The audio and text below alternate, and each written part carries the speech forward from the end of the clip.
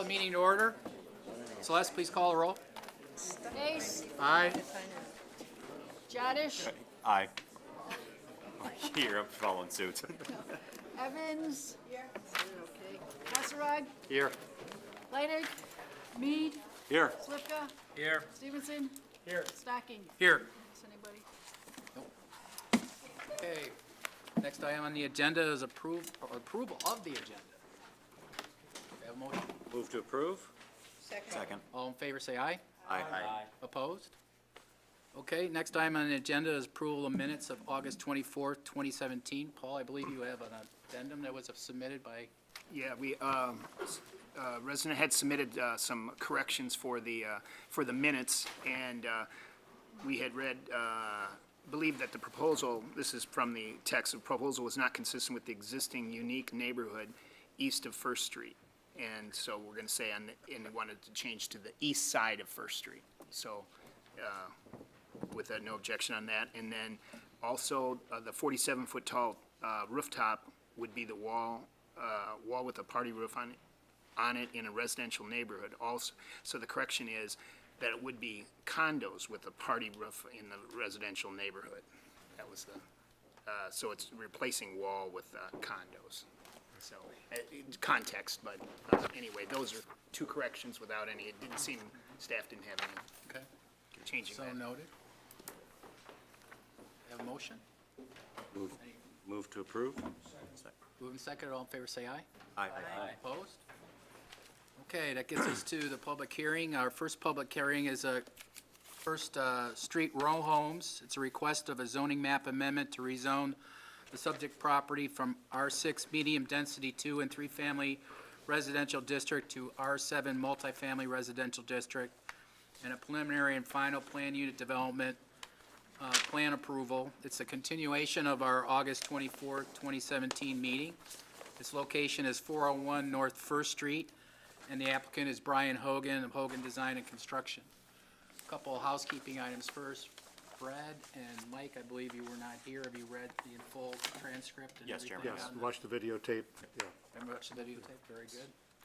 Are there people in the audience that are going to speak tonight that weren't here in the first meeting?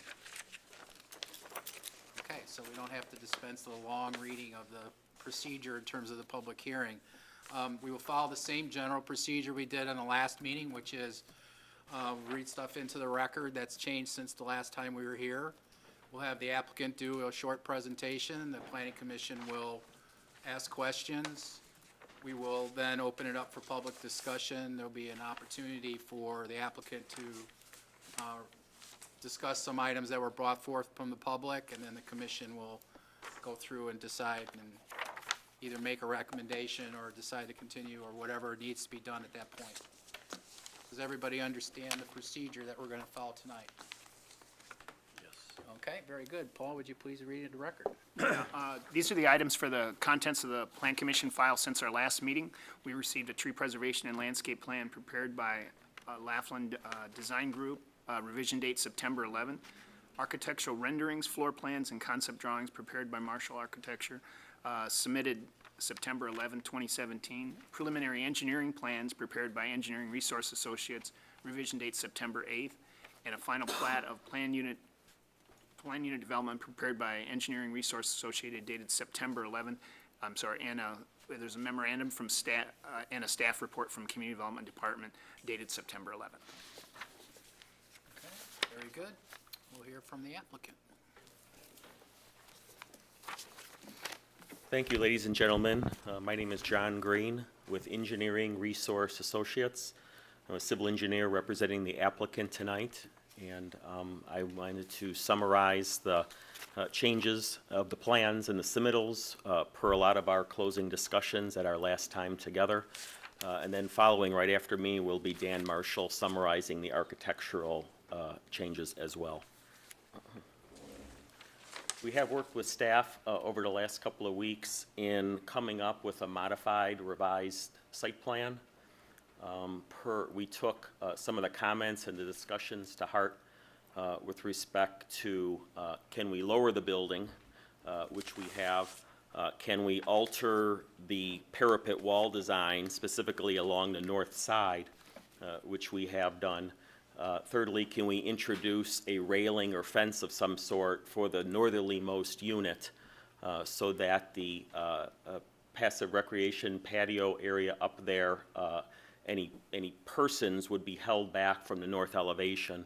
And we have integrated that into the plan, and it shows on the submittal. We have shifted the entire building, per some of your recommendations, to the south.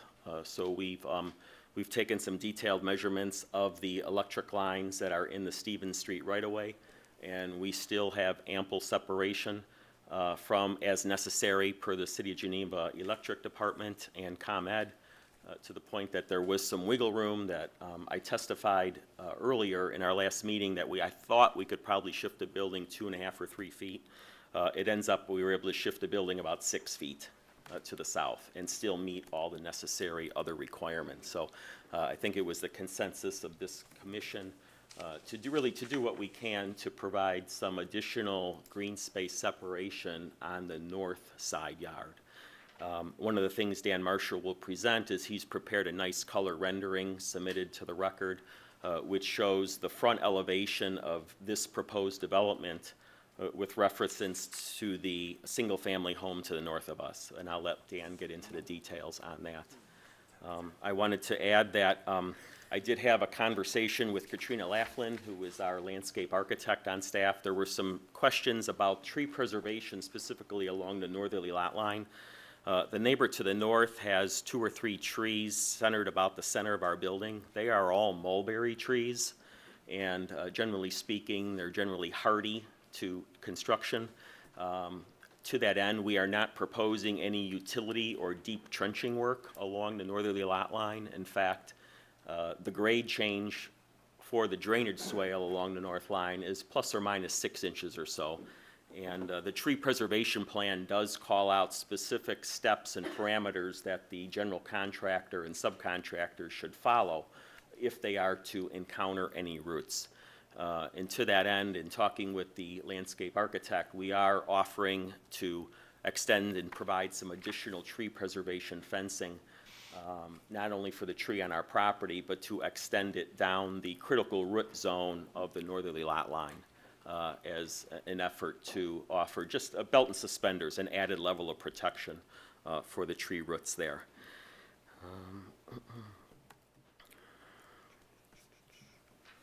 And that summarizes my presentation at this point. I'm going to hand it over to the architect. Thank you.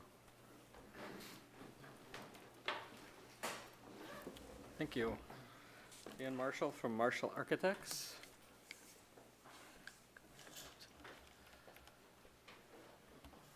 Where's the architecture drawings here? Further down? There we go. So we developed the design a little bit. We lowered the building about 1 foot 9 inches on both the front and the back by taking some space out of the first floor, as we discussed. We recessed the first floor into the foundation a little bit, and we were able to, as we developed on CAD, we were able to get a little space out of the parapet wall and still keep our 3 feet in the back. So it's a little less than 3 feet up front, but, and we took the greenhouse down a little bit. So that was it, that let us bring the building down in scale. On both side elevations, we actually did this little notch here. As we developed that, we figured we could do this, and that helps break up the massing of the space, or of that. We also lowered the chimney. Back is 7-foot doors instead of 8-foot high doors. That was part of the lowering this, was to reduce the height of the garage doors. And then the north elevation, we have some options. And any option, any of these 3 options, the roof deck, as I'll show you in the floor plan, would be set 5 feet back from the parapet wall, so it doesn't get close to the wall. And so A is it's set back. You can't really see anything because there's still a parapet wall here. And then B starts to explore the idea we were kind of kicking around with dropping the parapet wall. And then you would see that fence beyond, or that railing beyond. That railing's 5 feet back from the parapet wall. So that's just to try to cut it down a little bit. And then this one would show a 5-foot fence in the back, 5 feet back. So that fence is 5 feet back, same dropped parapet and then a fence, and then just exploring that in a 6-foot version too. We just drew that. It looks about the same because it's such a minor difference. So then I have, this is the type of fence that I was looking at for versions C and D. It's just a very simple, plain, pretty fence. That's not the fence we were talking about. This is a fence drawing that I was showing to just get a scale. We changed the fence location from corner to corner of the building and not down the side yard. And this is it's a wood box fence like this. The box newels at the gates and then smaller newels in between. There will be gates. I didn't get a chance to draw those yet. Something like that or that. And then this, just the floor plans haven't really changed that much. We developed it a little bit. On the top floor though, on the roof deck, let me get over here. This is what I was saying, is this unit, we would hold this off that wall 5 feet so that there's some space in there, and there was some concern of people looking over the edge. I think that would prevent that. And that's where we could do just a fence, a railing kind of thing, or we could do a fence with a board on board that could be 5 feet or 6 feet high, whatever you guys think would be best. And I think that's the changes since our last discussion. Any questions? Oh, there's a streetscape someplace, sorry. Go Is ahead. that, I'm sorry, is it further down here, Paul? Is it the end? What are you looking for? That streetscape drawing that I sent you? It's a separate, a PDF. Oh, okay. How do I find that? Go down to the bottom in the PDF, and it's one among there.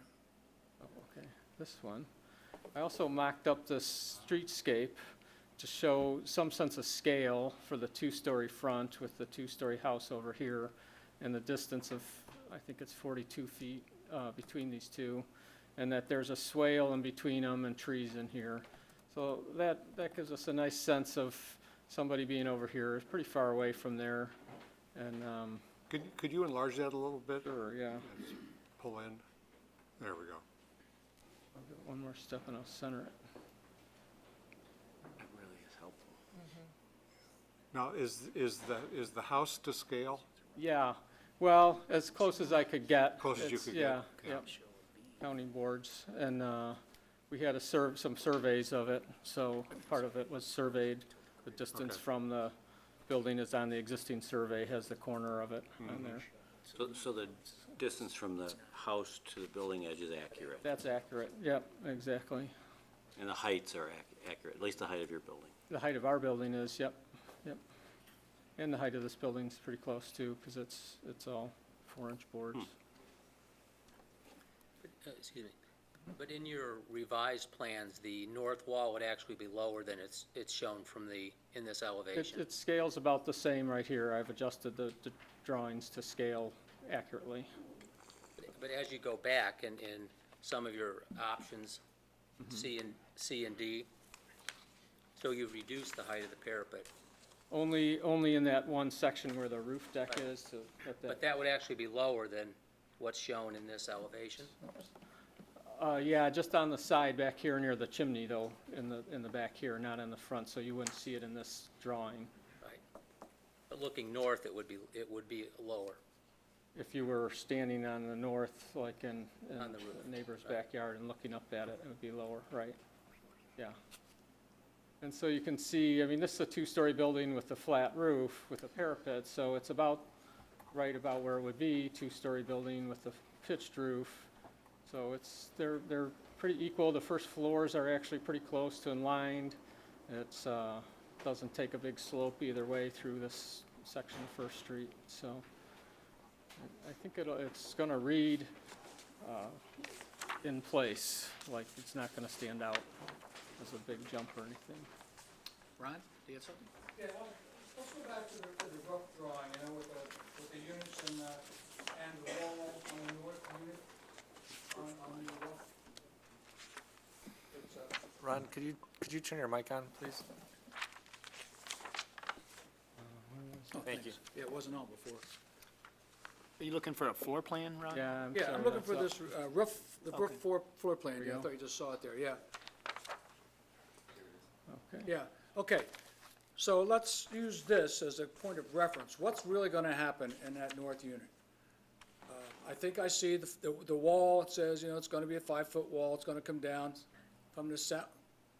So touchy, I'm sorry. Yeah. Okay. Okay, so, I see where the wall is, it's gonna be 5 foot high roughly, it's probably the white fence, or it's gonna keep people away from the edge. But, okay, what happens to the rest of that patio up there? This area? Yeah, This is just flat roof, it's not patio. This is a railing, and this is paved, kind of on raised pavers that are off the roof by like 6, 7 inches. So you'd have to step down, oh my God.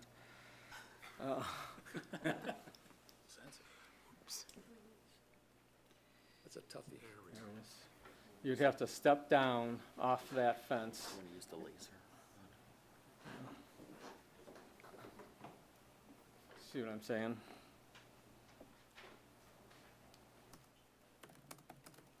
You're looking this way. Okay. This is a fence, That's a the fence, railing, yeah. all right. So you can't really walk over here. This is not where you could, I mean, you could walk over there if you jumped over, opened part of the fence to walk over to take care of your roof, but this is the roof deck right here. Oh, This okay. is the paved area within here. Okay, And it used to go all the way out to the edge, just like all the others do here. But we're saying that we could pull that in 5 feet to alleviate some of those concerns that we had from our last meeting. okay. And that parapet on the north side is gonna be how high? I think it was 42 inches originally. This is 3 feet high off of this, Okay, which is up about 6 inches, so it's probably 42 inches here off the roof. And that's why we could drop this a little bit. Sorry, guys, we're talking about this area over here. You guys on that side of the room. But that is dropped down, so it's just low enough to get our roof to flash up under it, and then this pops back up. okay. And then this drops down here. So we dropped, you know, a good percentage of these sidewalls. So we're just really proposing it on this side. And that fence on Unit 1 is like 5 or 6 feet tall? It could be whatever, I wanted to just show you guys how tall it could be. It could be 5 foot, 6 foot, 3 feet. I mean, it doesn't have to be tall. It can just be a railing with pickets. It could be- There's no regulations as to how high that fence would have to be? It can, I mean, I think It it's, doesn't have to be, because it, I mean, it's all up to you guys. It has to be 36 as a railing to keep you from falling over. I like the idea of it having it low so that you really don't see it. Yeah, I agree. If Yeah, if it's kind of a 36 play is between- 3 adequate, feet or something. yeah, How much you want to see it and how much you don't want want to to cover see it, I don't somebody. think. Because I think with the angle, you're not gonna see No, in not on at it 3 anyway. feet, no. So, I think the setback is probably the most important thing, is setting it back from the edge to 5 feet. And then it's really, that other is just some options that we didn't know what you guys would feel about it, so I wanted to draw. What's the fencing in between Unit 1 and Unit 2 and 2 and 3? That would be a masonry parapet wall, Okay. if What, I have my way. What's the, I was curious about, what's the driving force of the greenhouse height? We want to have an elevator in there, so we have to get it high enough for the elevator and then get just a good-looking pitch on it. So is it a hydraulic elevator from the floor, or is it a mechanical elevator from the roof? It's hydraulic from the floor, From the floor? probably, yeah. Yeah, because, you know, prospectively, looking at the top of the parapet, and then you look at the top of the greenhouse, was kind of curious about how you ended up with a 9'2" elevation like on this plan right here. Yeah. It seems high for some reason. I don't know, I'm not an architect, Well, so. it's to the peak, so Right. that's the issue. It's really much lower to the edge, but then it's got to slope up to this peak. To the peak. Yeah, right? and we're trying to get a little slope on it. We didn't want to do a flat roof. We can't so- with a glass enclosure because of the snow load, probably. Well, I wouldn't, I probably wouldn't make it a glass enclosure then if it was flat. So I wanted it to be more looking like a greenhouse. Right. Dan, refresh my memory, is the greenhouse actually usable space? I mean, is it literally, can it be Yeah. used as a greenhouse, or is it just a decorative covering with no real usable space? I think it's usable. We're putting a little counter and a sink up here. We're thinking that you could do some planting up here. Right now, we have it sort of closed off so that you wouldn't be heating and cooling it in the envelope proper. I mean, you could do a separate remote heating and cooling wall unit or something like that, but we're showing it split off. That's gonna get developed with the buyer, I think, of these units of what they wanna do. So it's gonna be insulated glass. It's gonna be able to be temperature controlled, but there's some trade-offs with the energy code to, if you're gonna open that up, then you gotta insulate your ceiling better or something else. So you've got some trade-offs to make that happen. And at this stage in the game, it's a little hard to figure it to that nth degree, so we just enclosed it saying, we know that we can just have this as an accessory building, as a greenhouse building. So, Ron, do you have something? No, that's it. John? A question, I think, maybe for staff. If unit one is sold and it's an end unit, so it's attractive, it's got a smaller roof deck, so that'll probably offset a little bit. But if unit one is sold like this and it's approved like this, if a homeowner wanted to expand that, now, once they own that building, they'd have to come in for approvals to expand the roof deck, like I would on my patio at home, right? Expanded, you mean If out they to want, the, if a homeowner's in there and the developer's gone and they want to take their patio to the roof edge because they want a bigger patio like their neighbors, do they have to come to the city for approval? yeah, this is in the PUD, Right, so, right. yes. So they would have to, they can't Yes. just, okay. These are part of, Yeah, type of work would require a building permit, so we would. Right. I just want to make sure this, what we do here tonight Yes, it is, can be. is kind of, permanent unless there's a conscious decision to allow something different, so, And that would hold for any of the units if they wanted to make the whole roof right. deck. we're Yeah. approving the plans, and that Right. is part of that, yes. Any other questions from the commission? One small one. So the greenhouses are fully glass, right? So I'm assuming they're some sort of tempered glass or Yeah. plexiglass? So we do get Tempered- hail every once in a while? yeah, it's tempered That would be- glass. And it's not really shown anywhere, but we're kind of thinking that we would do a knee wall. A lot of greenhouses have a knee wall Yeah. because you have benches in there. Right. Again, that's further developed. But it's interesting, what was across the street, as you all know, before, was greenhouses. So Yeah, that's true. Yeah. it's very localized here. It's pertinent. Anything else? Could you go to the west elevation, Sure, I think. please?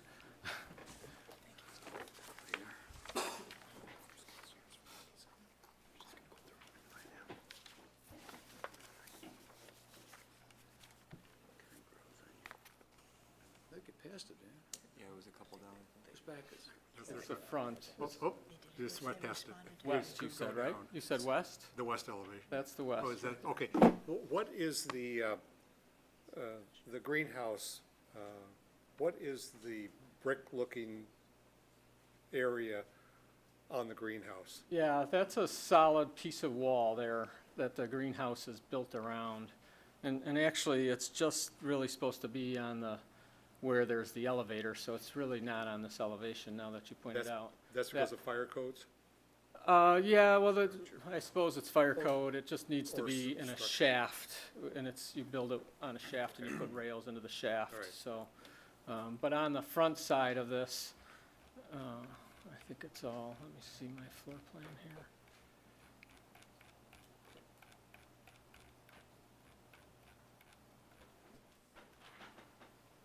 Yeah, see, that's all glass there, so that would all be glass. It's really just back here that you see that. So up front, it's all glass on the west elevation. In the back, you'll see this brick wall Okay, over here. all right. Good catch. Any other questions from the commission? Can we see that, the streetscape? Yep. That's very helpful, by the way, Good. for perspective. Yeah, that.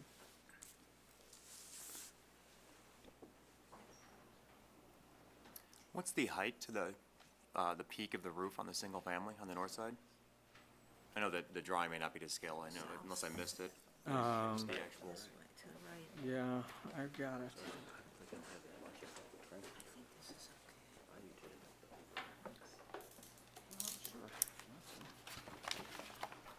okay. We've got some paper copies of this too, if you like. Keep one. Paul, may I approach and Yeah. distribute papers? Yes. Thank you, sir. I got it off the ground at about 32 feet. My name, changing my vote. 32? This is great. Yeah, that's what I was saying, make sure they do.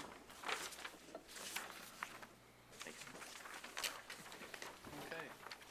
Any other questions from the commission? One. Yes, sir. After the public speaks, are we going to be choosing A, B, C, or D options for the north elevation? Is that what, by the end Yeah, of I this mean, I meeting? think that's something we'll discuss, you know, After, what yeah, after preferences the, or. But we're going to we leave have a tonight with, preference. Yeah, with one of those. yeah. As well as the fence in front, which we didn't really. Any other questions?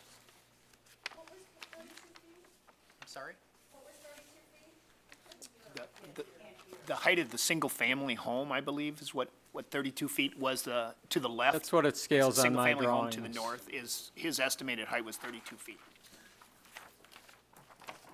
Mostly this drawing is to show the distance between the buildings and kind of the scale of the building. All right, very good, thank you. Thank you. Okay, we'll begin the public comment part. Got, I believe it's Vince Potash, 833 West Pesh. Oh, you're, okay, you're, Knox? No, I won't speak. Okay. Joseph Aiken? No. Don Wallen, I believe the last name is? Next. Okay. Denise Blather? Blatner? No. Kathy Brockett? Yeah, I think it's just being supported. No, I spoke before. Okay. I haven't changed my mind. Okay, so you don't wish to speak? Okay. It's very difficult. It's 451 North First Street? Yes, sir. I'm sorry, I can't, yes, please approach. I can't read your last name, I'm sorry. Died at 451 North First Street, Gary Cushman, and I think they've done. Yeah. Pardon? Would you state your name slower for us? Oh, Gary Cushman, Gary, thank you. And what was your address again, sir? 451 North First Street. Thank you. Yeah, it seems like they've done a lot of nice things to this drawing. It's a little misrepresentative because they only show 3 of the units here. They need to show 4 of the 5. And, right, but you should do that to begin with. No, here, it's just on here. You just have to move it back. I'm not making the presentation, okay? I'll move it back for you. No, that's fine. I'm just saying That's all right, that's all that you right. should show the whole thing. Because I think the issue here is not how nice it is. Isn't the issue is the zoning? Whether it's R6 or R7?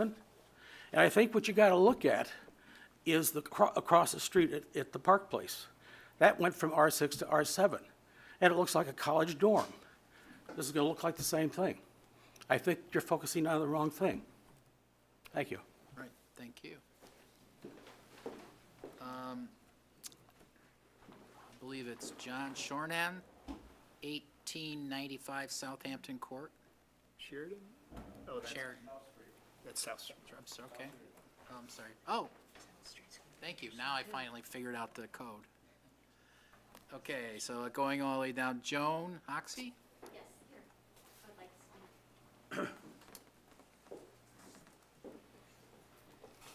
I was at the meeting, the previous meeting, where some of the issues were raised by the people that live in the neighborhood, and I was very interested and respected the statements that they made to the council. I currently do not live in the neighborhood. However, many years ago, more than 70, I did. My grandparents owned the property at 11 Stevens Street, which is immediately to the east of the corner of Stevens and First Street. And they, as well as my family, owned that property for approximately 50 years. So my memories of what was have an impact on what I have to say tonight. My grandparents not only owned the property at 11 Stevens Street, but they owned the property which ran in like an L shape then from behind Miles' house, which used to be Mrs. Johnson's house, all the way down to the river. And that was all garden area, flowers, vegetables. It was a wonderful place. And now that is built up as well. When I noticed that this project was going to be developed at that particular site, it really drew my interest, because I presently am looking for a property to buy in Geneva. And I thought that would really, really be nice to be able to be that close to something that I grew up around. I supported and continue to support the original drawings that were made. I've been through many areas of the country, especially areas in the Washington, D.C. area, where townhouses are probably more prevalent than they are in this area.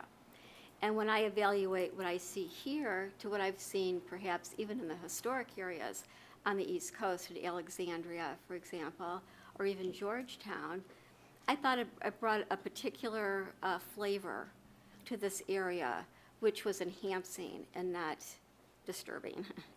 Of particular note, I did not find offensive the height of the building. I thought it was striking for that particular corner, and I thought it really tied in historically with what once was at that property, which was the home of the owners of the Geneva Bottling Works, and then across the street, of course, the Bottling Works factory and everything, which has we had a more square shape to it. And I was delighted to see the greenhouse at the top, because if any of you have lived here for a very long period of time, you might remember that for many, many years, there was a greenhouse sitting where the existing townhouses are. So in my mind, I looked at this as something that was being presented as something that would be enhancing to that area, especially on that particular corner, where I would think in the future, where the Geneva Bottling Works is right now, that would perhaps be something that might be more townhouses or, some sort of development that would not be single-family houses. And I thought it was a nice blend to the area. I think that from what I've learned of this project, this is being put together by experienced builders, engineers, and architects. And looking at the changes that have been presented tonight from the perspective of a potential buyer, I will tell you that although it meets perhaps the needs of the person living next door, if I may call him Miles, because I think that's what he said his name was, I think it's very generous, extremely generous. There's a huge difference between the spaces between the north townhouse and his house. I listened to his comments last week, and quite honestly, I don't know if things like rooftop college parties are going to be an issue with this particular type of townhouse. If I were to buy that townhouse, I would be the one seeking quiet time on the rooftop deck reading a book, not throwing a very loud party.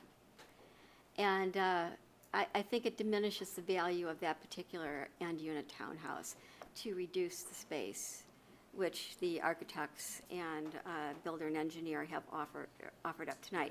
And again, that's from the perspective of someone who would be buying one of these townhouses should this go through, or at least certainly seriously consider so in the future.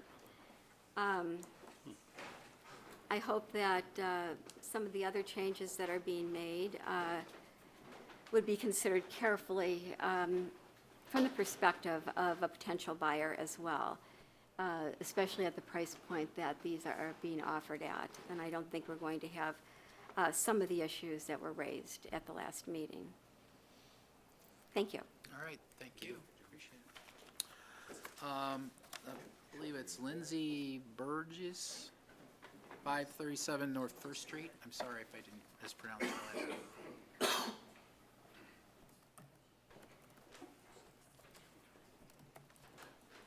Good evening. I'm Lindsay Burgess. I live at 537 North First Street, right down the street from the proposed development. I would like to thank the architect and the commission for the changes that you've made. I think you listened to a lot of our complaints, and I appreciate that. I was wondering if anybody has spoken to the landowner to the east of the property to see what the plans are with that parcel or those parcels in the future or near future, and what's going to be done with that piece of land before we start working on this piece of land. And also, it's really not the development that I'm concerned about. It's the zoning, it's the parking, it's the traffic, it's the future density that you're setting a precedent for going into Geneva and down 31. We're going to have a whole bunch of townhomes, just boom. And I'm just not sure that's what we want to do in this city. Thank you. Thank you. Okay, Miles Miller, 417 North First Street? Yes. Did you miss one, maybe? Linda Mazer? I'm sorry, yes, Linda Mazer, I'm sorry. Just wasn't listed down there for who you wanted to talk to, okay.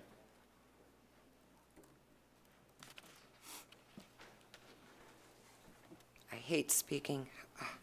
Good evening. My name is Linda Mazer, and I live at 513 North First Street. Plan Commissioners, I just wanted to thank you for this opportunity to speak and your service to the community. I'd first like to address, I hope this doesn't bore you all, but I found a description of zoning in legal law, and I just would like you to bear with me while I read this. And for the record, I'm not a potential buyer. I actually live in this neighborhood. I drive in this neighborhood.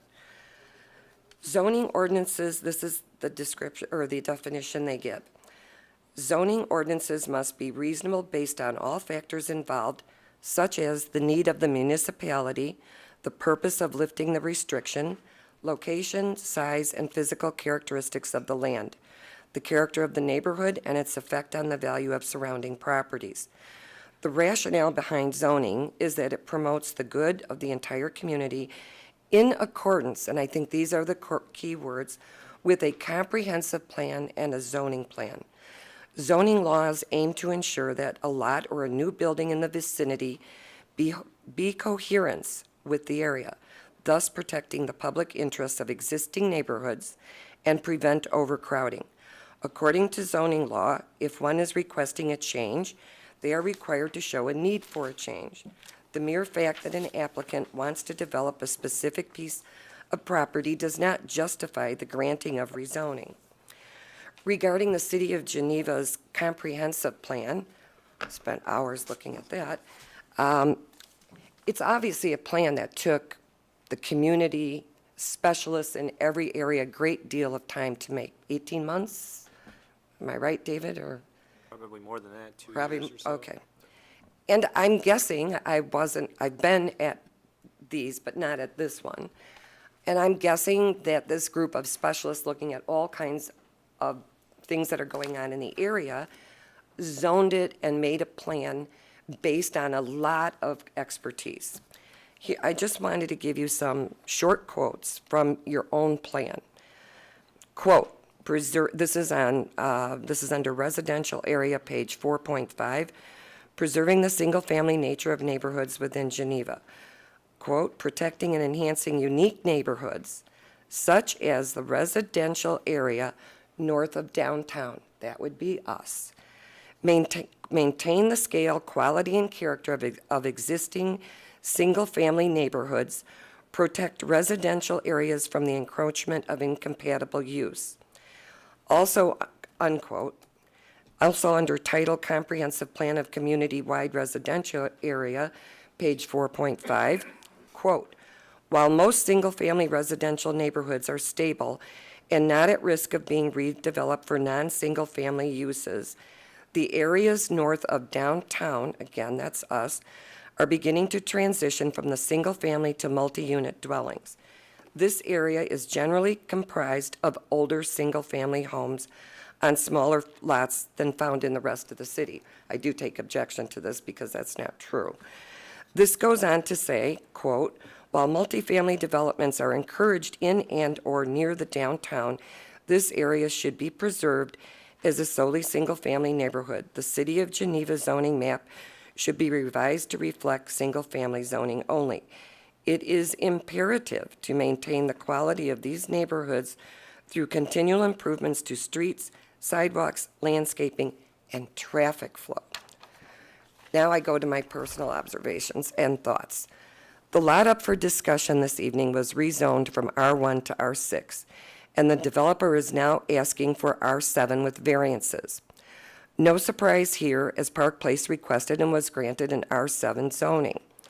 I am not opposed to change. I've lived through a lot of change in this town, been here over 40 years, but I am strongly opposed to granting a rezoning and variances.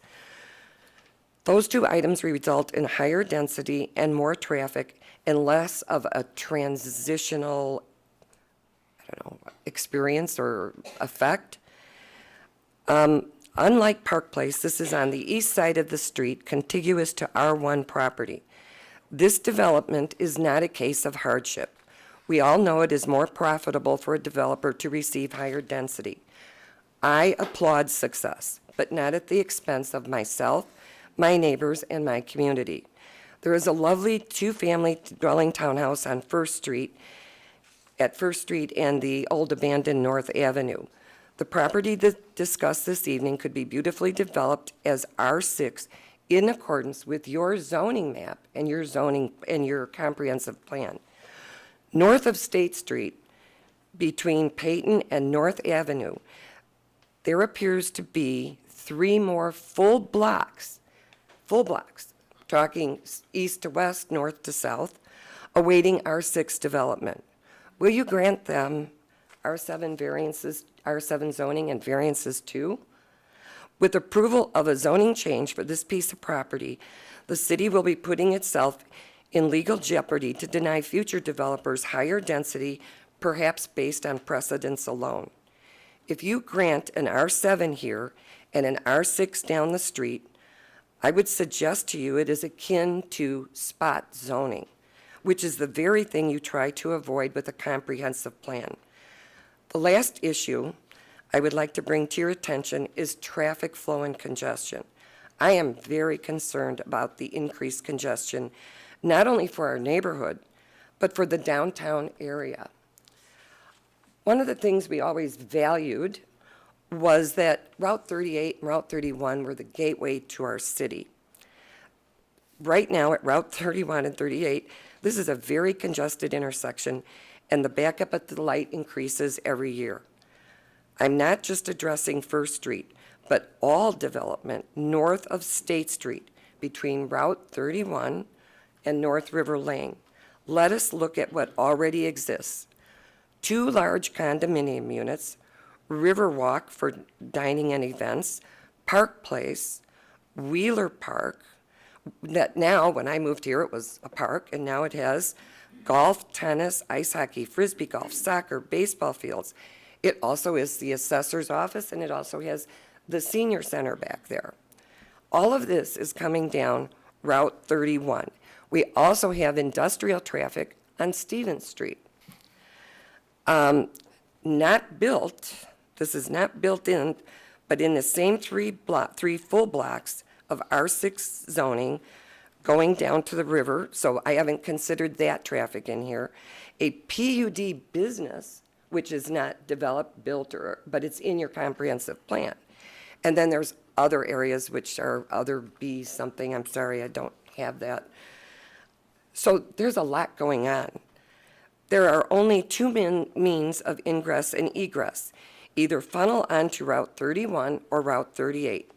Most vehicles are not going to choose 38 for the very obvious reasons. Going east and crossing 4 lanes of traffic is not a very safe option. Or even turning west onto Route 38 can be daunting because it is within a block of the intersection of 38 and 31. I'm almost done. The developer stated that the traffic flow is only 10 cars. Well, we heard a similar story with Park Place. Those statements are true when you look at each individual request And they do not sound like they had that much impact. With all due respect to each and every one of you, I beg you not to look at this request or any other request with myopic vision. Look at your overall plan and the amount of traffic you are generating when you build your comprehensive plan out. If you continue to grant zoning changes, I don't even know how you could fairly evaluate what the proposed traffic flow would be. What you do tonight sets the tone for the rest of the development between State and North Avenue and Route 31 and North River Lane. When you vote this evening, if you grant the rezoning, I would appreciate very much hearing your reasons for the record. Thank you so much. Thank you.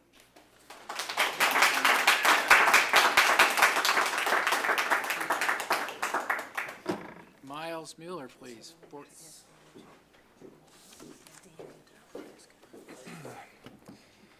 Good evening. My name is Miles Muehlner. I'm the homeowner at 417 North First Street. That is the single-family home directly to the north of the property, or the planned development. In our last meeting, we threw around a lot of ideas, and since then, I've gathered some hard evidence for you guys. If it's all right at this time, can I hand out some of these folders to you guys for your review? As long as you distribute to everyone. Okay, well, I have 9, so can a couple people share? I think a couple more people joined in. We can take one if you guys can share, maybe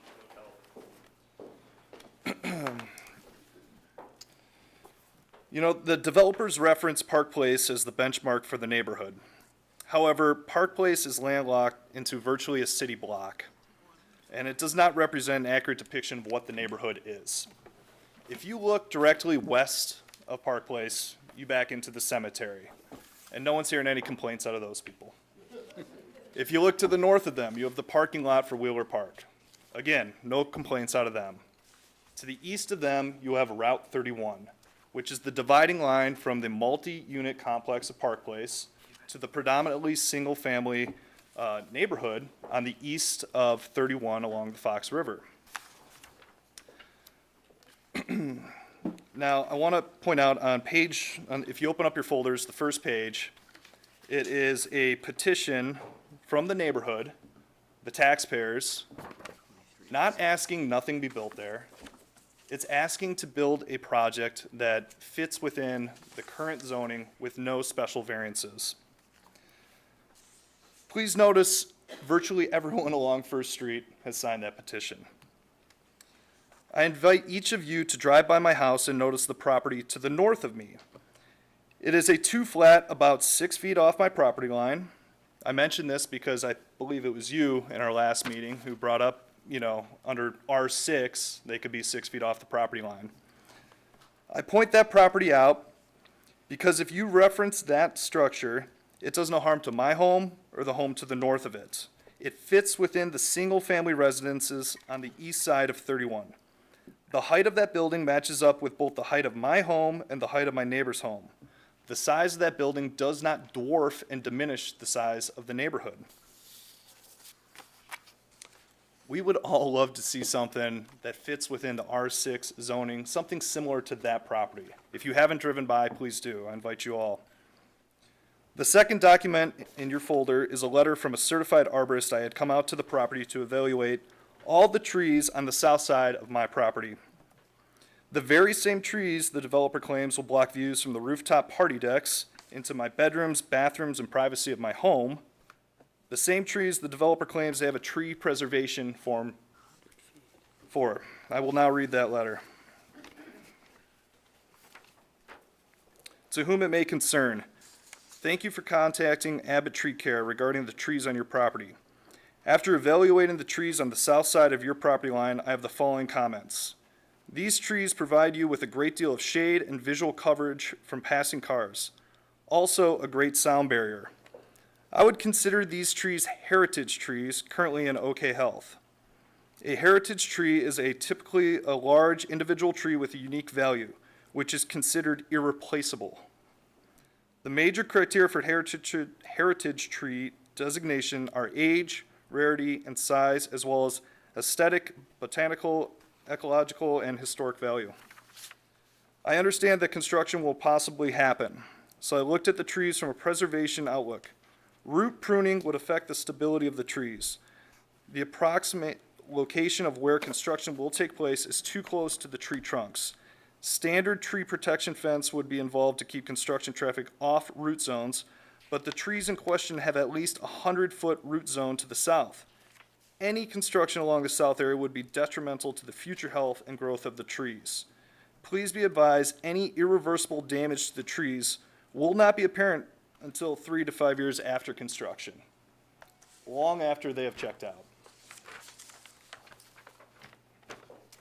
The third document is from a real estate broker, Jeff Jordan of Remax Excels, on the impact of the proposed development on my property value and the property value of my neighbors affected by this. I will now read his letter. Mr. Muehlner, I am a licensed real estate broker with Remax Excels and actively working with buyers and sellers in today's marketplace. I've been listing and selling property in the Fox Valley area for 39 years.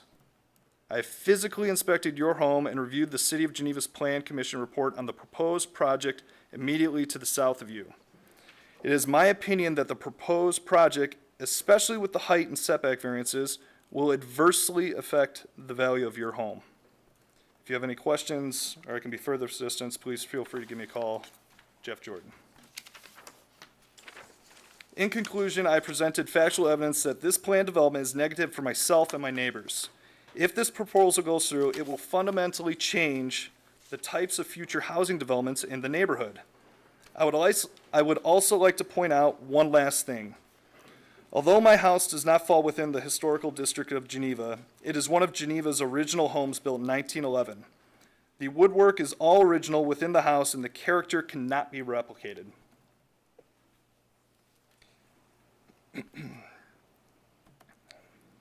Sorry, I lost my spot. By allowing such developments to take place, you're robbing the historical value of the original homes in the area. These are things that can never be replaced and will sorely be missed if you allow the destruction of their value. I hope that you will fully consider the facts and come to a reasonable decision. Thank you. Thank you. Jeff Mueller. Jeff? No, thanks. Michelle Mueller? I'd like to say one thing.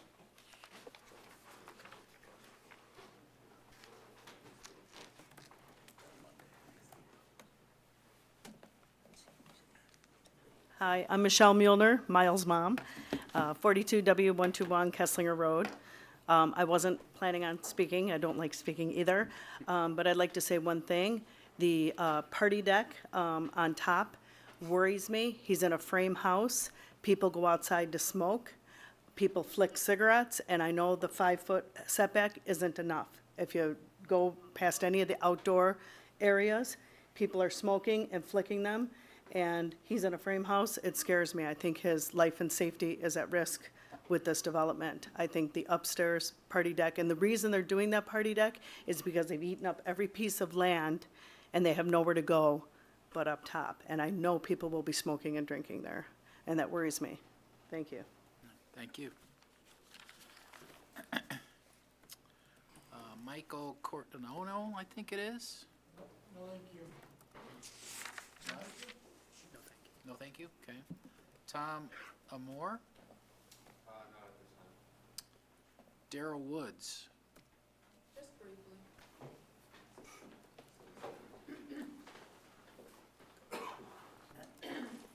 Hello, my name is Daryl Woods. I live at 721 North First Street.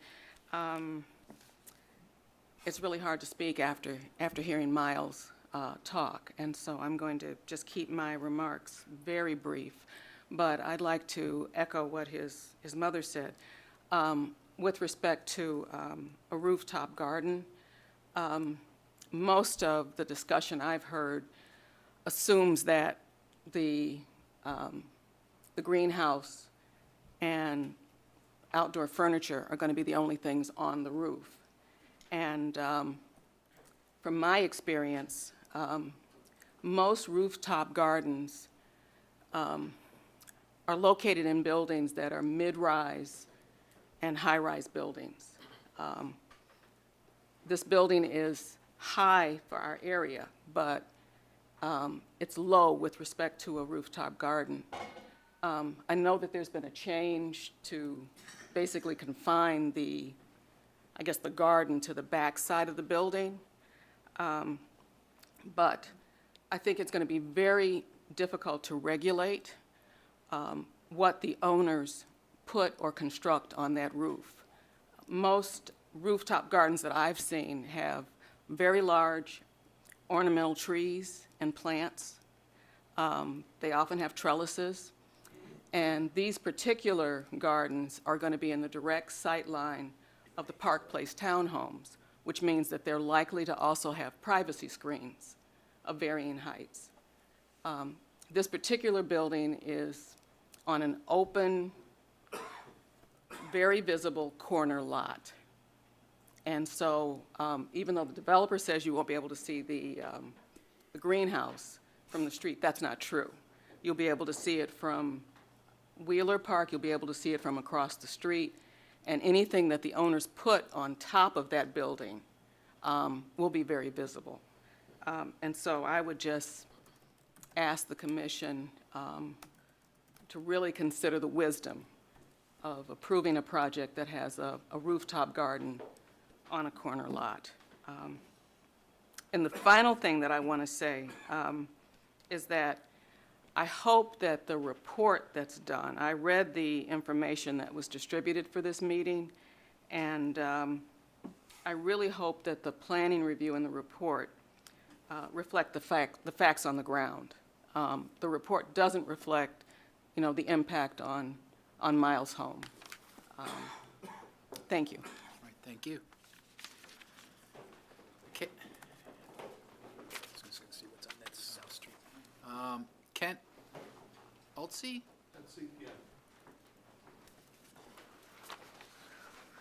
I know, you guys don't want to see me. Hi, my name is Kent Utsey, and I'm at 721 North First Street. And I spent some time over the last couple of days reviewing the proposal in detail. And what I've got to do is I have to ask the Plan Commission to correct some factual errors and omissions in the staff analysis before this goes to vote, or certainly before it goes before the city. And the basic problem is some really imprecise language in the proposal, and particularly in the staff analysis, which leads to some incorrect conclusions and also some misstatement of fact. So this is important stuff. So let's go to page 4 of the proposal. And the section in question particularly is the staff analysis. Now, in the staff analysis, the first 2 points deal with existing use of property within the general area of the property in question. And then the second point deals with the zoning classification of property within the general area of the property in question. Well, so I started thinking about this, and I don't know what general area means. And there's an awful lot of fact-finding that's based on the definition of what the general area means. So does a general area mean all of Geneva? Or does a general area mean a part of Geneva? And if so, then what part of Geneva does that mean? So I think that, at the very beginning, we need to start off with a definition of what general area means. And I think that in the context of any kind of a zoning issue, really the general area means that neighborhood affected by whatever happens. And in this case, that general area means those properties that are north of, on First Street. So if we can agree to a definition of what general area is, then we can go on and take a look at some of the factual errors and omissions that are contained in this document. And actually, the first one is in that section, section number 1 on page 4.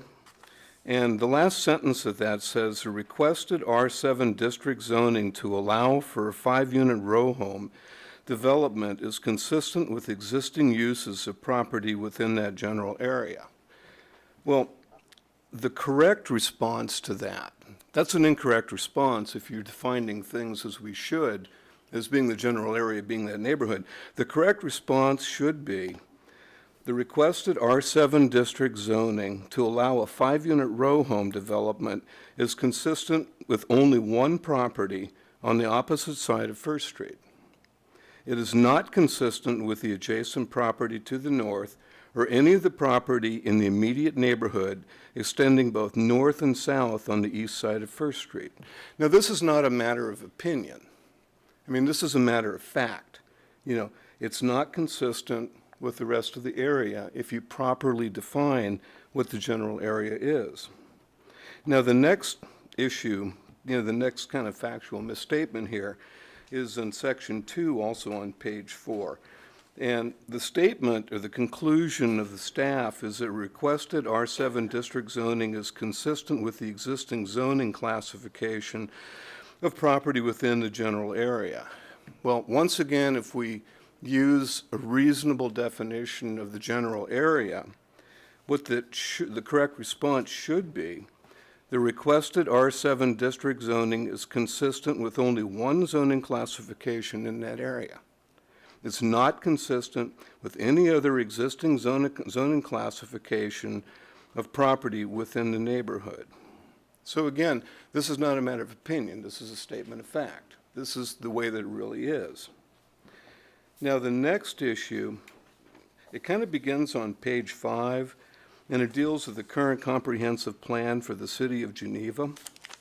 But the actual statement that is not factual is found on the top of page 6, and it says the proposed First Street row homes are consistent with the comprehensive plan for Geneva. And that's very much a misstatement of fact. The correct response is the proposed First Street row homes call for a rezoning from R6 to R7, which is a deviation from the comprehensive plan for Geneva. It's not consistent, it's a deviation. The comprehensive plan calls for R6, this calls for a deviation to R7. Again, it's just a simple statement of fact.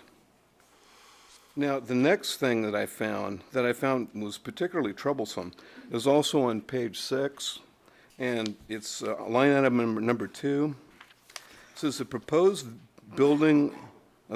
development and use will not diminish the value of adjacent and nearby properties.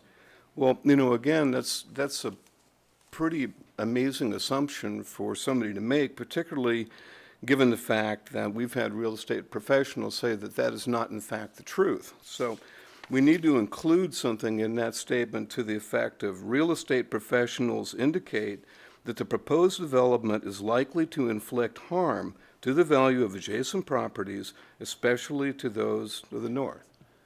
Again, this is a statement of fact. We expect, reasonably, trained professionals expect there to be a negative impact on property to the north.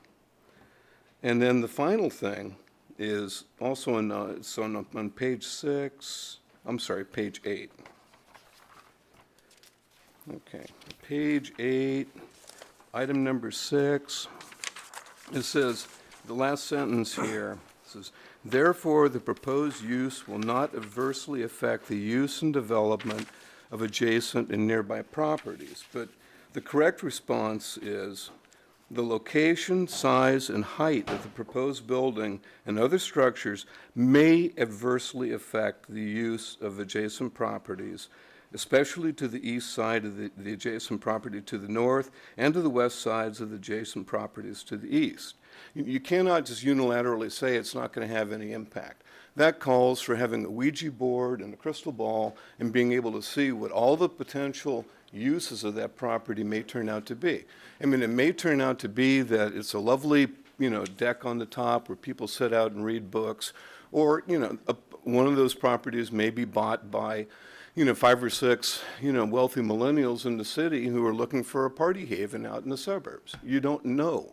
So you cannot make a forward-looking statement claiming unequivocally that there is no negative impact. There very well may be a negative impact. So if you take a look at the special use standards that are, in place for the Planning Commission, of the 9 special use standards, this application fails on 4, especially the ones that stipulate do no harm. Okay. 4 out of 9, it gets an F. It's not an application that can legitimately be approved. And let me revisit the items where it fails. Number 1, it's inconsistent with the use of the property in the neighborhood. It's inconsistent with the zoning in the neighborhood. It's inconsistent with the comprehensive plan for the neighborhood, and it will harm adjacent properties. So it's not an application that can legitimately be approved based on the facts. Thank you. All right, thank you very much.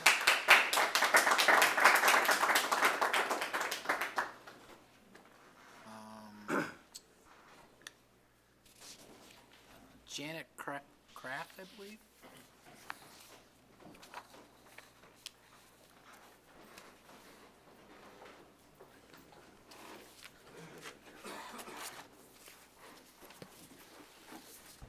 Here. Good evening, and this is the second long evening you've had with this. I'm Janet Kraft, and I live at 727 North First Street. And in short, I oppose the variance and the rezoning of this property. But I would like to make comments on one word that was emphasized in a number of these speakers' presentations: neighborhood. And that really sort of was a red flag to me, because the neighborhood certainly has been, for the purposes of this project, it has used Park Place as the deciding factor. And if you just indulge me a little bit, I'll just give some ancient history. And at that time, in 2009, 24 of the properties to the north of Miles received a notice that there was a proposal by the city to downzone 24 of our properties because there was a problem with 16 of the properties being considered non-conforming because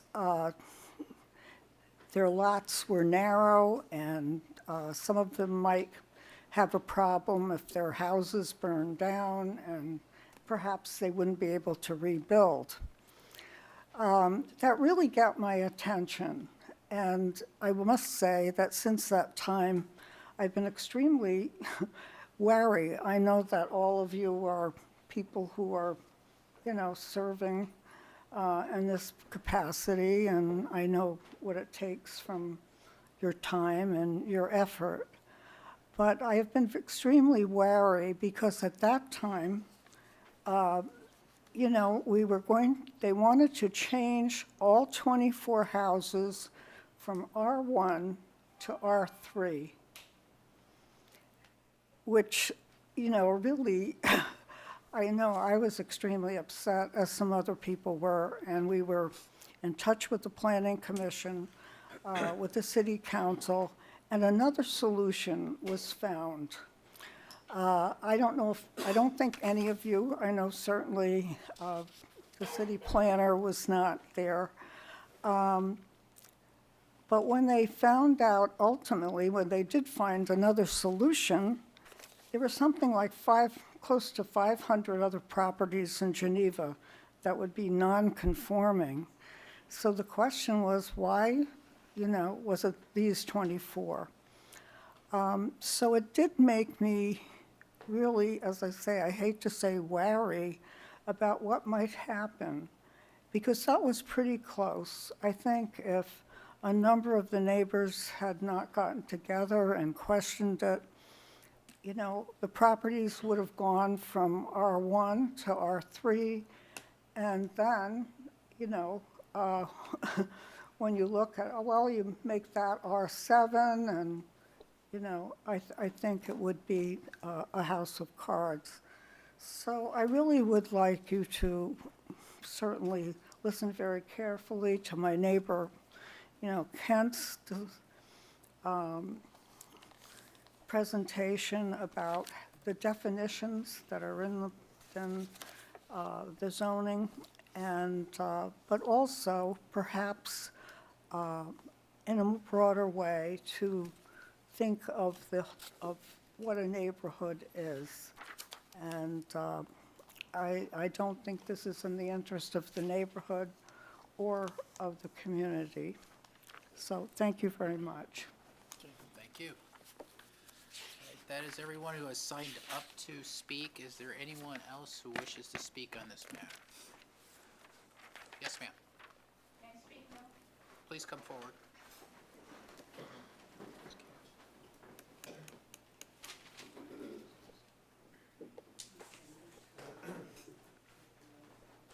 Kathy Brockett, 459 North First Street. I live in the duplex, okay? I'm the diversity, other than Park Place, in the neighborhood. I think it's pretty simple. You had a plan. A lot of time and effort went into developing the plan and the zoning. Stick to your plan.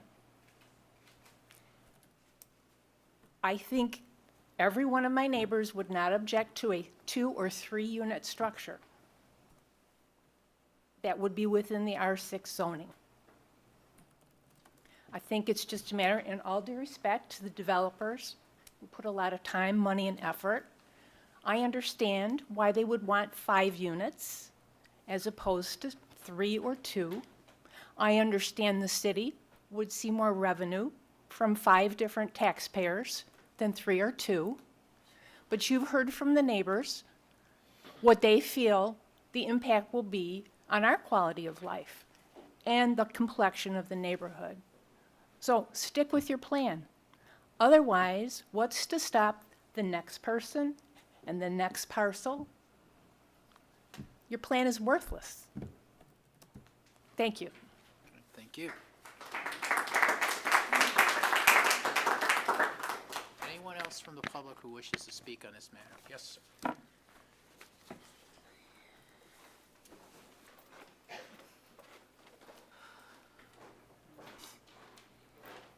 My name is John Sheridan. I live at 1895 Southampton Court in Geneva. I've been a resident for about 15 years. I've been listening to what everyone's been talking about on First Street, and it's very similar to what we're going to be dealing with, I guess, on South Street.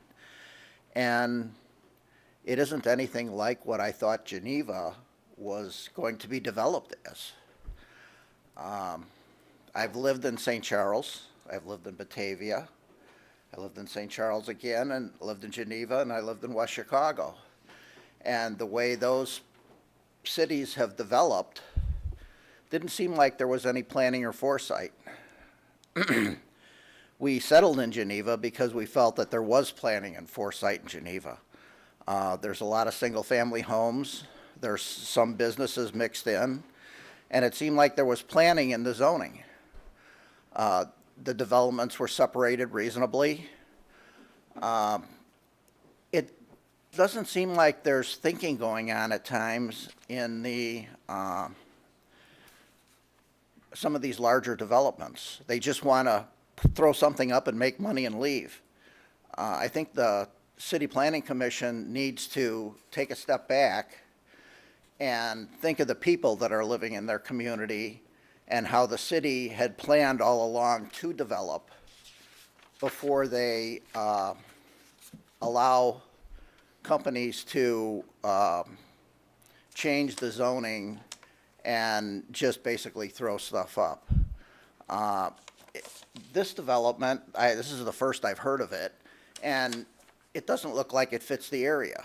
I've driven to and from work along the property that's on the other side of the street, and in my opinion, it's an eyesore. I have no idea how the city approved that building. It looks totally out of place, and it looks jammed in together. In the midst of a bunch of single-family homes, like a lot of all of my fellow residents that have been coming up here testifying have all agreed amongst themselves that things like this just don't belong in an area of single-family homes. I think you need to really think about what you want your city to become before you make decisions to plan things like this and to make changes in your city plan. Thank you. All right, thank you, sir. Anyone else wish to speak on this matter? Okay, we'll hear from the applicant. I just want to touch on some things probably in reverse order from how they were testified. I want to point out that the price point on these units are probably something different than that will result in the term party deck has been used. I believe the rooftop unit patio deck areas will be probably used similar to how someone's backyard is, perhaps used individually, either book or morning coffee, or perhaps that occasional barbecue. We just don't think at the price point that we testified to at the previous meeting that we suspect problems with that. There was another comment made about the proximity of our house to the neighbor to the north. There is over a 40-foot separation, and this illustration that's on the overhead does project that. So I'm not certain any falling objects or so would affect a structure that's over 40 feet away. There was a talk of property values and land values dropping. I do have the tax records available online. I have a screenshot that shows an increase in property values for the single-family house north of us over the last 5 years. Consistent, improved property values. I'll read some assessed numbers for you, and these are based on the Kane County website that I pulled this afternoon. Back in 2013, 14, and 15, the assessed value for the property immediately north, this is an assessed value, which is the 1/3 number, 117,673, and then it has slowly escalated, and for the year 2017, the assessed value, 118,145. So the important note on that is the Park Place development has happened in that interim, and the current 2017 assessed value is higher than it was in 2013, 2014, and 2015. A comment was made about root zones. The tree in this schematic is an accurate representation of the crown width, and any arborist or tree professional will tell you that the root zone underground, the critical root zone, extends to the limit of the canopy above. So our building does not even fall within the canopy of the existing trees of the 3 mulberries. And furthermore, my initial presentation tonight talked about how we're willing to work with staff and provide, and really box off that whole north side yard. We really don't need to get into that side yard except for final landscaping work. I mean, there'll be a need for access for the masons to put the brick up along the building, a scaffolding systems, perhaps 4 or 5 feet, but we're a corner lot. We can work all of our construction activity and access from the south, from our curb cut on Stevens Street. So I would like to add that if it finds your favor tonight, to write into the record that we will take whatever caution deemed necessary in working with city staff and with the city arborist to protect the mulberry trees that do exist. A comment was made about the trend of development, and I will note that there is a 2-flat building to the north of this home shown. There are another splattering of duplex and multifamily developments in the area along to the north. Furthermore, there's an existing land use table in your packet before you that summarizes to the west and to the south and to the east existing multifamily uses. I want to point out that if this property was developed under R6, There's enough land that it could be split into 2 parcels. We could create 2 zoning lots of record, and each zoning lot of record could have multi-unit buildings on it, and those multi-unit buildings at that point could be within 6 feet of the property line. So we have moved the building to well over 21 feet off the north side yard setback, which is a feature that's looked at in your code as some transitional zoning. I've earlier testified, and last time as well, about the existing mature trees, and our landscape plan that we have submitted really does look to supplement the existing tree line there with some lower trees, and to really, because it's a plan unit development, not only do we have some really intriguing architectural design, but part of the planned unit development standards that your city process allows for is to offset some of the deviations with other things to make up the difference. So besides the architectural features that we've presented tonight, we have created a beefed up landscape plan to that end.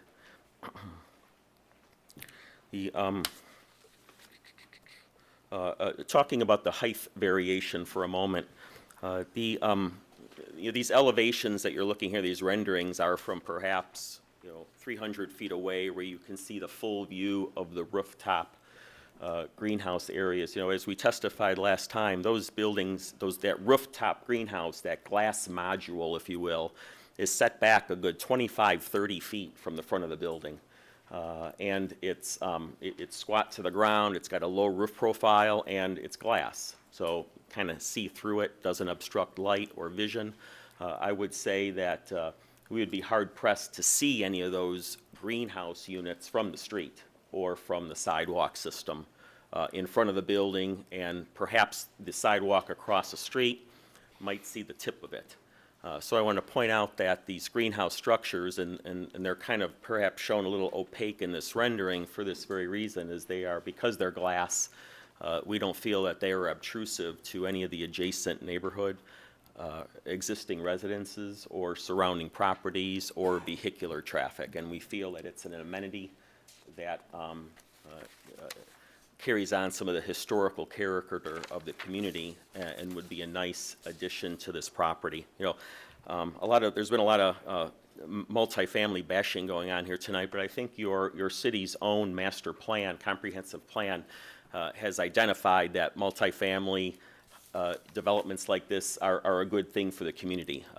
It increases the foot traffic that supports your tax base, of course, your commercial, your restaurant district, and the 2003 Housel-Levine Downtown Master Plan that is referenced in your staff report does call out this area, special area number 2, DSMP, the Downtown Station Area Master Plan, which was approved before this commission and the city council back around 14 years ago. It identifies this very type of development on this property. Furthermore, it has specific guidelines and recommendations that have been adopted and approved for the bottling works plant site to the south of this property. So it is a comment of spot zoning has been made. I'd like to offer that this zoning is consistent to the adjacent zoning, in fact, Park Place across the street. I'd like to offer that with my comments about the greenhouse setback aside, that our unit, those buildings look like three-story buildings, whereas with the setbacks here, we really have a 2-story building. So I will offer that this offers some type of transitional zoning from what Park Place is as we then get closer to the river, with at the same time some acknowledgement and some allowances for the fact that there will be future development on the Geneva Bottling Works property, and the master plan outlines what those provisions would be and could be. The last thing I want to point out is the building height, another comment on building height. This is in a certain district where we are taking advantage of the unique topography of the property. The garages are kind of tucked in the basement level, unlike Park Place where everything is just ground level, flat piece of land. But you have certain districts in town where building heights are measured just along the front elevation, which admittedly, the front elevation is primarily, the front and the sides is primarily what the majority of the population will see. We have been working with your building department in studying the grade plane of the building, and the revised plans before you tonight do actually incorporate in some terraces and some retaining walls along the sides of the building to keep the natural grade, to keep the grass, and to keep the green plantings up higher along the sides, as opposed to just the sides just dropping down at the same profile of the Stevens Street Road.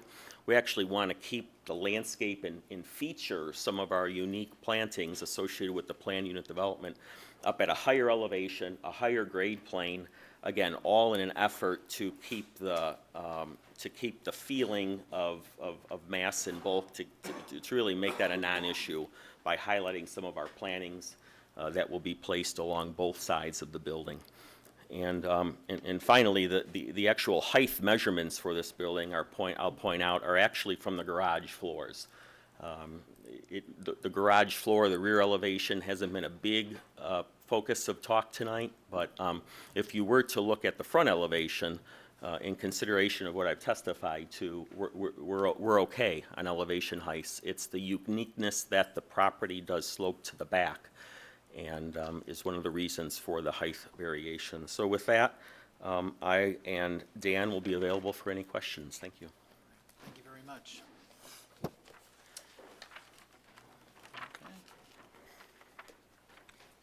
Ma'am? Question for staff.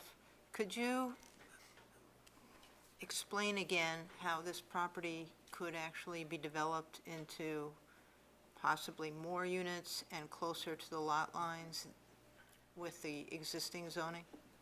Sure. The existing R6 zoning allows for single-family, duplexes, and up to 3 units. This lot is large enough to be divided into 2 buildable lots, conforming zoning lots. So you could potentially wind up with 2 3-unit buildings or 2 duplexes, one on each lot.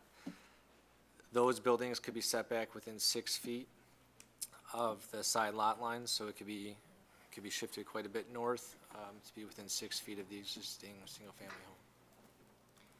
And could you talk a little bit to the vision for the area and this idea that this sets or continues a trend of upzoning property? I think maybe for the benefit of the commission and perhaps the audience, if I could go to the podium and pull up some of the city's approved plans and just review those for a moment. That'd be fine. That'd be good.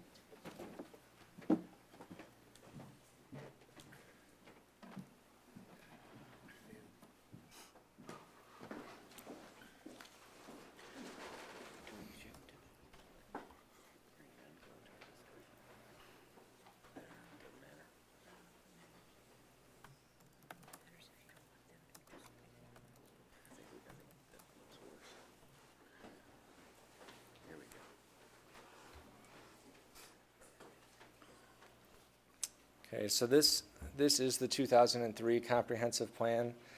This was done by House Levine back in 2003, and it was a citywide comprehensive plan.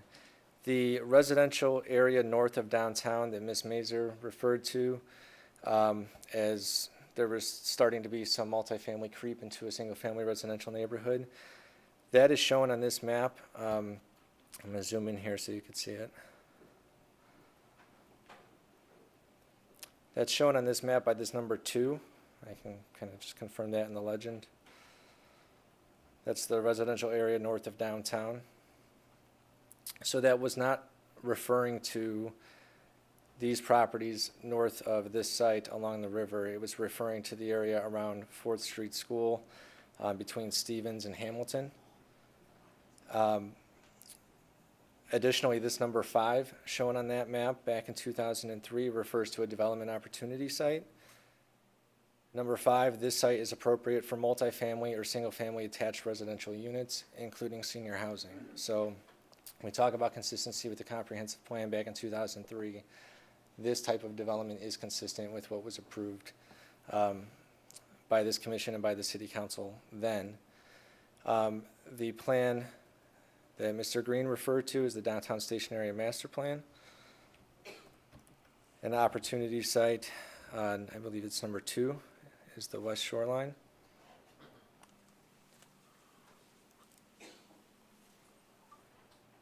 I need better eyes. Oh, sorry, I think I went too far.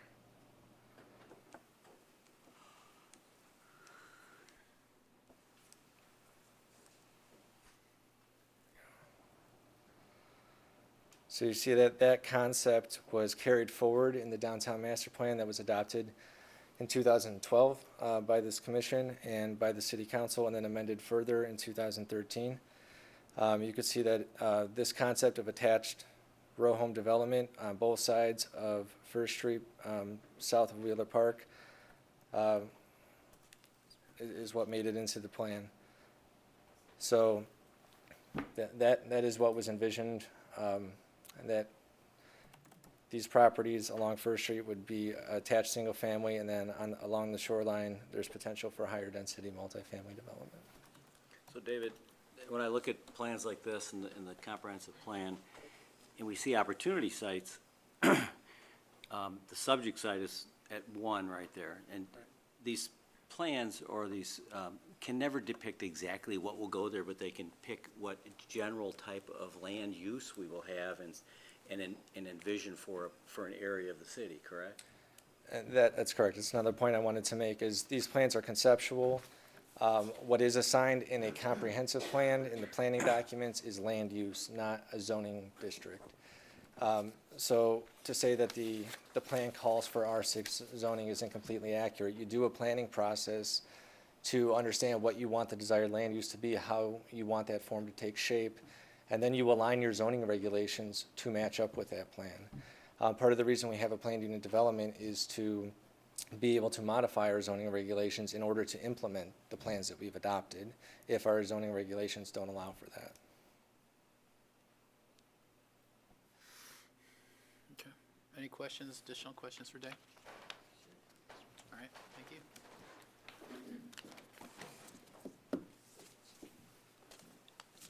Mr. Chairman, I think one of the things we're charged with is looking at the 9 standards that are in the staff report. And I personally think that the staff did a good job in summarizing a lot of this. When you talk, the item or the concept of general area was brought up. I don't think when you say general area, it's not a defined term, and I think it's intentional in that each property is different, and each property, depending on its use, will have an effect in a different way than another property would in another area of town. I mean, when I look at the general area for this, I would consider almost all the way to 38 between First and the river as being kind of within that general area, and look at other uses within that. So I didn't agree with needing a defined specific area, or that you can even do that, because each property and opportunity is different. Right, and the order of magnitude of what you're talking Right. about changes drastically. So. Right. Another point brought up was the value, the diminution in value of adjacent property or properties. And I find myself looking at the elevation that was up there, and what can be built today under current zoning is either a 3-unit building, or if they were successful in subdividing the lot, 2 3-unit buildings, 2 2-unit buildings or something.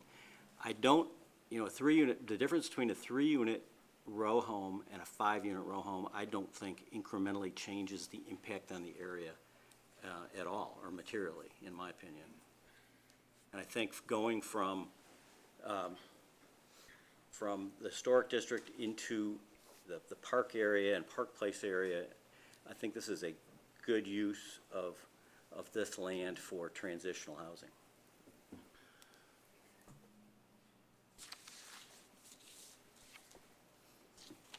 That's it. Earlier, we had talked about the height of the fence on the northerly unit roof, and we had talked about keeping it as low as was reasonable in order to minimize its visibility. In response to Miles' mom's point about things flying over, cigarette butts or whatever, maybe that fence height should be higher, if that would give them some more feeling of security from things leaving the property. So just want to put that out there, that I've changed my mind on the height of the fence. Okay. Any other comments from the commission? I do have one. Yeah. So are we saying, I mean, I guess looking further into it, so are we kind of handcuffed then? Where, meaning it's, if we keep it R6, someday eventually it's going to be either, you know, a single 3-unit or dual double units or possibly 3 units, or if we choose to go with the variance, then we're gonna have a large, you know, single 5-unit down there? I mean, is it, there's no choice, is it one or the other, or are we saying that, you know, down the road, 5 years from now, if nothing happens, and the other developer comes in and they're like, oh, I wanna put 2 single families there, I mean, is that an option as well? The only thing we can really go on is based on what's before us, right? So we have before us is a plan unit development that's gone through numerous reviews with us. I'm sorry, I'm talking to him, I should just talk to the mic. Numerous reviews, you know, with the plan unit development proposal before us, which is a known fact. The zoning is also a known fact, with a potential to go two lots with 3 units each by right, which means no hearing, no nothing. Somebody comes in and builds it, pulls out permits and builds it. So I think from me, at least personally, from my biased perspective, in terms of the crux of the matter is what's the better option at this point? I mean, clearly the plans call for multifamily at this location. The zoning calls for multifamily this location. It's the configuration and overall design of it that is the crux of the matter. So I think that's what the commission, from at least for me, that's the main issue. Thank you. Any other comments from the commission? Mr. Chairman, Yes. I move to close the public hearing. Second? Moved and seconded. Is it possible to ask a question or have a rebuttal on? We haven't voted There's a yet. motion on the floor. There is a motion on the floor, ma'am. We can't hear anything between this and you can't hear back here. I'm sorry if you can't hear, but there's been a motion on the floor to close the public hearing. Yep, We could, Case, we can, wait a second. Can I reverse that motion? You can reverse it if you I'd like to wish. reverse the motion. if somebody wants to speak, we should let them speak. Yeah, I'd like to hear Okay, who wants to speak Very out well. there. all right, ma'am? go ahead. Oh, now I can speak? Once there's a motion on the floor, there should be no debate, there should go to vote. If you Okay. choose not to close it at this time, that's fine, but there should be a vote on the motion on the floor. Okay, Okay. go ahead, and, I'm sorry. We are going to vote, there is a motion to close the hearing. We're gonna vote on it. We're gonna deny it, because you still wish to speak. Do I have, please, Celeste, Okay. please, on your roll. Listen to close it. Case, Nay. Jadish, Nay. Evans, Nay. Kasserag, Nay. Mead, Nay. Slivka, Nay. Stevenson. Nay. Zaki. Nay. Okay, it's been denied. Now, the hearing is still open. Does anybody wish to speak on this matter?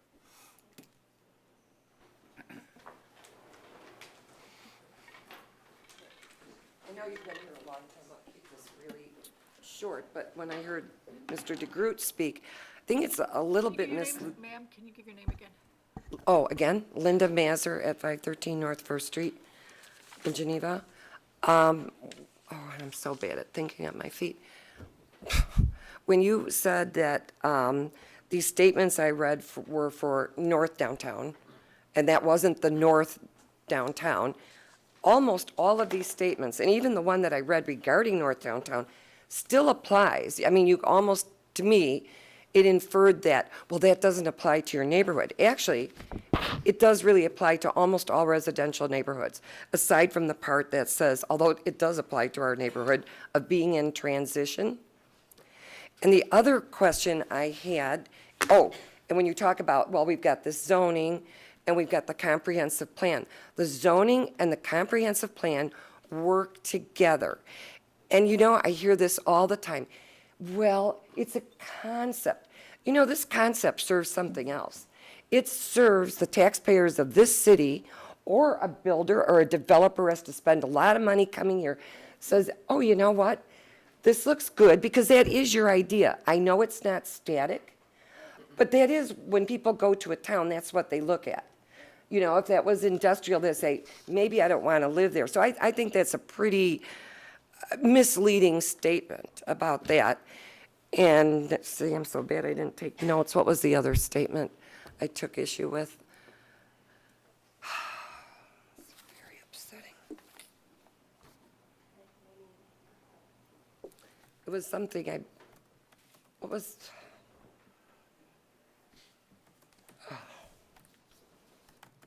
zoning, oh, here it is. I'm not a newcomer to this. I've been on the Plan Commission, I've been on the City Council. One of the favorite things I hear is this threat. We're only asking for that zoning. And again, apparently nothing is secure. But you've got to base your feelings, your building, whatever, on something. When you say, well, we can build, this is a great threat, we can build 2 3-unit dwellings. I cannot stand here and tell you the dimensions for the height, the width, but there's more than just 3 buildings. There's a difference between an R6 and an R7, and it's a pretty lousy threat, because the duplex, or whatever you want to call it, on our property looks like the neighborhood. That's the difference. So to just pawn it off as, well, we can now do, and that is how it sounds. And that's all I have to say. Thank you. Thank you. Yes, sir.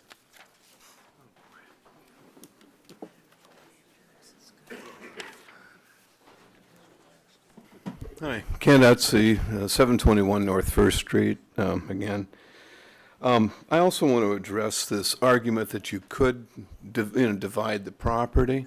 I mean, you could do that only to the extent that it would be economically feasible to do a project like that. And I would argue that that's quite a stretch of the imagination. You know, thinking you could take a parcel that size and turn it into 2 economically viable projects, and particularly given the property values around the city. I would also like to point out that, you know, we've heard some price tags bandied around about this, about the row houses, and I think it was somewhere around $750,000. Well, I find that just a little incredulous, given the prices of the condos across the street, and also prices of similar road developments around town. I mean, I think that you have to recognize that any builder is probably going to engage in a certain amount of puffing, but this is pretty extraordinary. I mean, in point of fact, there's really no argument against multifamily. This is not what this is about. I mean, nobody's arguing that this, we shouldn't have multifamily there.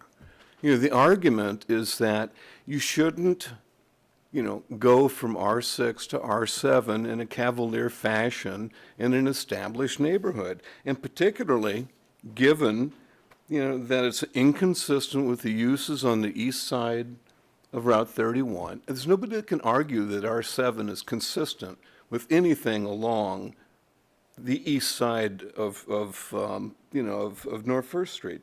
It's not consistent with the zoning that exists along that corridor. It's not consistent with the comprehensive plan, in spite of the facile remarks about, well, a comprehensive plan is made to be changed. The comprehensive plan calls for R6. It doesn't call for R7. There's a reason why it calls for R6, and there's a reason why it doesn't call for R7. And then finally, you can't dismiss the potential harm to another property owner. I mean, as I pointed out last time, this is an area that can get litigated. I mean, if somebody suffers harm due to the actions of a city, the city becomes liable. So, you can't treat this in a cavalier fashion. This represents a liability exposure for the city. And I can guarantee you that as a taxpayer, I'm going to be highly offended if my tax dollars have to go to defend a lawsuit on something that all of us here so strongly object to in the first place. Thank you.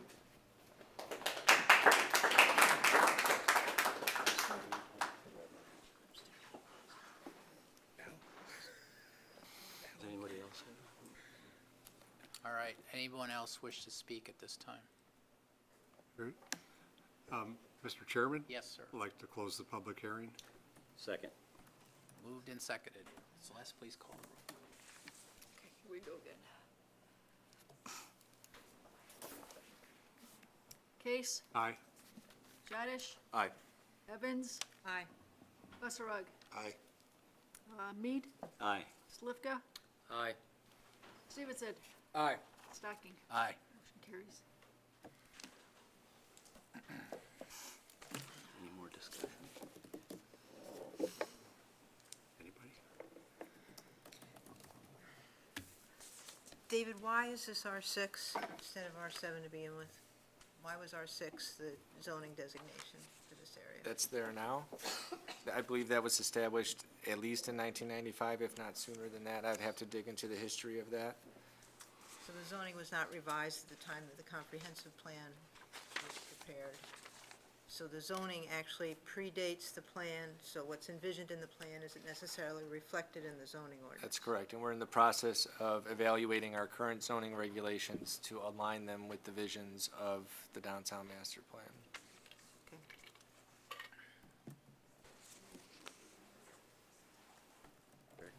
There's, I just wanted to say, the commission has the right to continue this to another meeting if you feel you need time to digest everything that you've heard, amend findings of facts, make recommendations on any of the options you've seen tonight, or we can do that now that the hearing's been closed through this evening.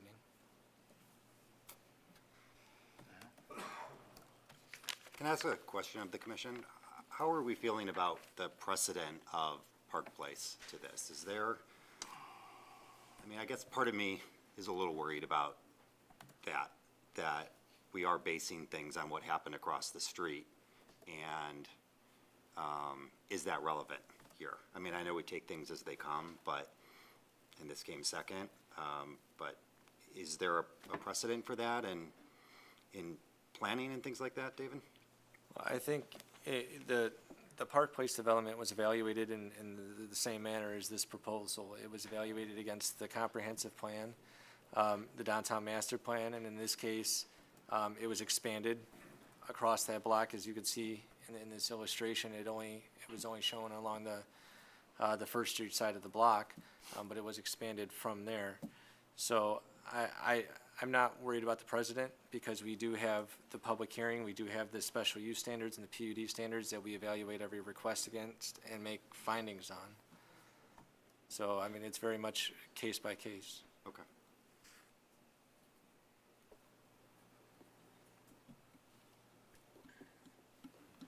Are we thinking that we want to, if we vote on this and have conditions that are in the staff report, are we thinking we want to add anything on one of the north elevation options? Which one we prefer, the height of the fence, because we've had some discussion around that. So I could include that in a motion, I think that. Yeah, I think we need So to we should probably evaluate that. discuss that. That's been discussed quite a bit, so Yeah, yeah. I think but we we've need to- had 3, 4, 5, 6-foot well, fences. They and- pushed, they have 4 different options, and so we have to select, can't have 4 No, options on exactly. the plan. So do we want to, I think that the package says that they were looking for us to give advice or select one, so.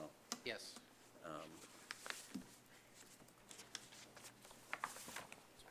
And I like the idea of the setback, and I like an idea of the fence. My only concern about the height is if you have a 5 or 6-foot fence, is it could be seen I think much Paul's more gonna readily. walk through the options here so Okay. that we can.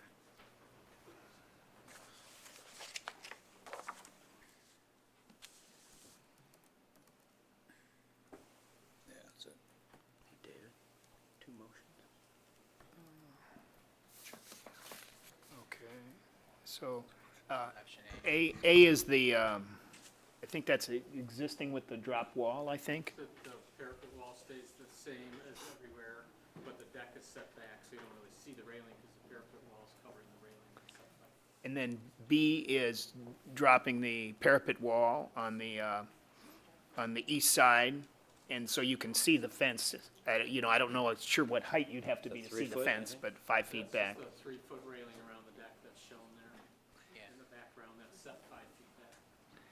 And then C is a higher fence, that's the 5-foot fence. Right. Right. And then D is the 6-foot fence, Right. which I think is as high as it can. Yeah, I think optically, the 3-foot looks better from an elevation, but I'm sensitive to, do we want it higher for folks not being able to, stuff not to come over the fence? I don't know. You were leaning the other way a few minutes ago. Well, personally, I like the idea of not seeing it. Yep.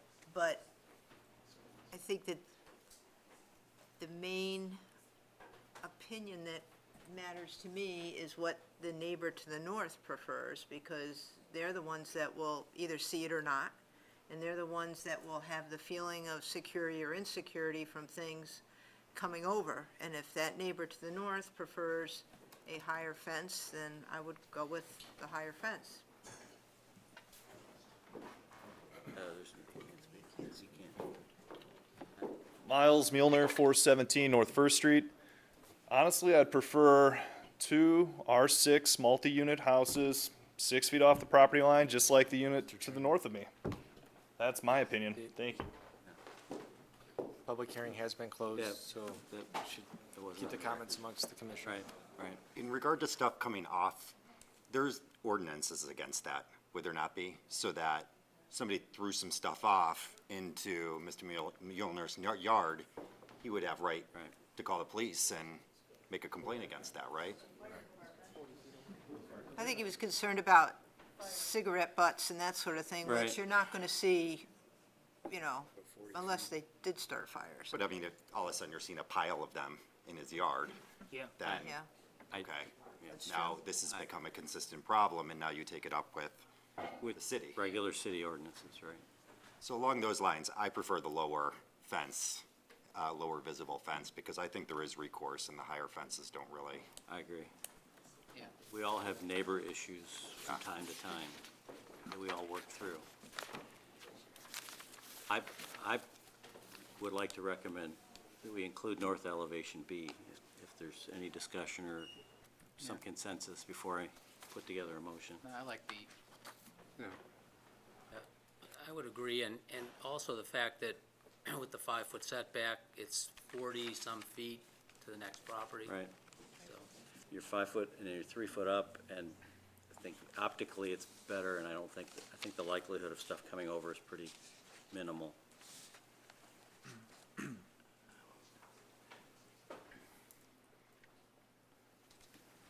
mean, there was some discussion on the fence in the front.